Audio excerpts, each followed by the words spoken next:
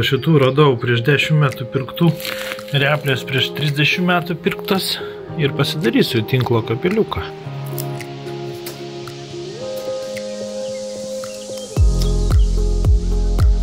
Vieną galą įkišam ten, kitą jau ten nuspaudėm ir einam su Prija. Įkišim šitą, kur pažastį, mikrotiką ir jis teoriškai per 100 metrų turėtų ir užsimaitinti internetu ir elektrą.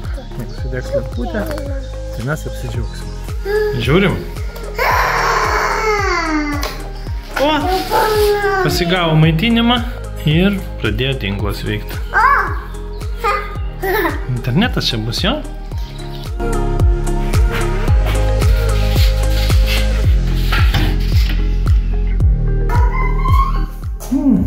Nu, biskį čia prasitestavęs visai jau gerai gauna signalą. Čia dabar savo kambarys. Toks kaip kaimo miške visai užtenka. Tokio jau užtenka. Prija, gali pašlifuoti?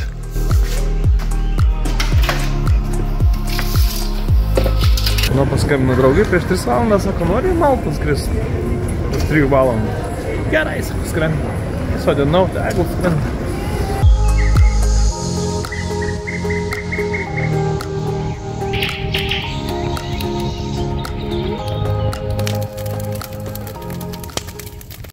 Išvažiavo žmona atostogų su vaiku. Ne taip lengvai, bet išvažiavo ir jai labai smagu ir man. Bet visiems tai biškiai, kad sąžinė negraužtų, tai reikia pasidarbuoti. Bet jau kai strojkė tvarkinga, kai vaizdai per langą gražus, tai tas darbas toks neskubant kaip atostogas. 3 naktis jau čia gyvenu. Sakiau, dirbsiu. Jo, padirbsiu tą. Reikia bent žolę čia nueit nusipjauti. Susitaisiau šitus vartus, Dekstera prikrito vandens, užšalo, bandėm atidaryti, čia pradėjusi skies šitiek, kol galų galiais. Per pusę metų Deksteros administravom prasiskambinau, atvažiuokit, garantinis atvažiavo, sakė, šūda čia viską keist, čia ne kažką, tai paėmiau pas čiuk, ištrauktus, kišau.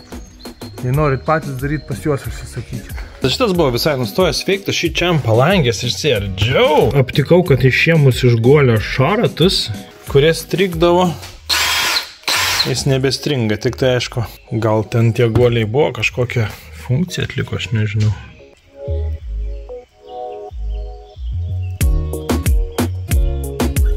Kad jau atostogas, tai abi mašinas sutvarkytos, 400 eurų išleista.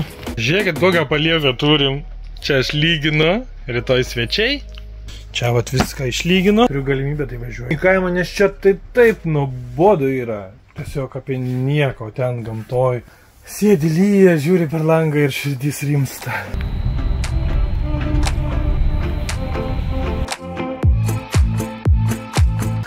Oi, ką žinau, paskutinė mano atostogų diena. Atrodo, gerai įsimiegojau. Šiandien šią savaitę sumokėjau 400 už mašinų taisymą, 600 sumokėjau mokesčių visą. Ir dar 300 eurų baudą sumokėjau registrų centrai. Nepateikiau ten kažkokios ataskaitos. Pamiršau aš ten tą ataskaitą, čia 3 metus vėluoju. Tai čia baudą dėl to reikdavo. Tai aišku, iš karto buhalteriai paskambinau, viską jau tvarko. Ai, taip nusiskausminau, tos statybos netraukia visai. Va čia žulytę apsipjojau su trimeriuku. Aišku, ir aplink trobelę viskas tvarkiau pirmoje vietoje, bet ten ne aš džiaugčiausi. Čia aš galvoju, reikia pakeisti visą šitą vaizdą. Ir tą paplūdimį kažkaip atidaryti. Išplautą baseiną reikia. Šitą juostą medžių noriu naikinti, nes jį trukdo žolę pjauti. Celofaną užmetęs, kad žolė neaugtų. Čia reikia paties agro plėvelės ir dar žvyro. Visai geras planas tokiem projektam. Tokios agro plėvelės čia radau. Išsipjoviau čia žolytę. Pasitiesiu, pakarpysiu biskį. Pripilsiu smėliuko. Čia kur traktorius buvo, medžių nėra jau jų. Išnešiau, tai išneš daugiausiai darbo. Nu, nieko daugiau nereikia, įsima, žiūrėkit, laisvai. Kokius dydžią pažiūrėkit. Va tokius laisvai medžius ima. Pasitiesiau juodą plėvelę. Mažinau, užvėdamas tai, kiek realiai to smėlio turiu. Čia yra smėlis. Smulkus, kaip pajūrį. Tik tai jame yra statybinių biškių šiukšlių. Tai koks betono gabalas papuola. Aš jas įtempiu. Pasidariau centralę įtemptą pradžiai ir dabar einu aplinkui perimetru ir visur įtempiu. Todėl, kad jeigu nesusigarančiavus kažkur išlys, tai toks kruopštesnis darbas netidė daug vilčių, kad čia taip išdarydamas tikrai bus geriau negu be plėvelės. Pabandysiu tokį eksperimentą. Turiu ir gerų, ir blogų patirčių su plėvelėm. Karštą noriu, baseiną susitvarkyti. Galima plauti, pilt ir maudytis. Nu, aš galvojau, kad jeigu aš pernai jį ten įsiplausiu, sausai išdžiovins ir pasidėsiu, nesigaus man, taip aš galvojau.